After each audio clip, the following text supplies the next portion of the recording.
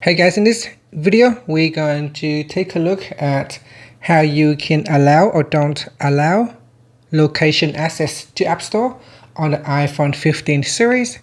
First, let's go back to the home screen by swiping up at the bottom of the screen. And on the home screen, tap on Settings.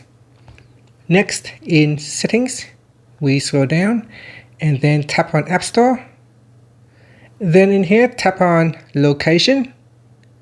Next, to allow location access for App Store, you could select while using the app or ask next time or when I share. To turn off location access for App Store, you can select Never. And that's it. Below that, you can also turn on Precise Location. So this will allow the apps to use your specific location. And that's it. Make your selection and then finally swipe up to go back to the home screen. Thank you for watching this video. Please like and subscribe to my channel for more videos.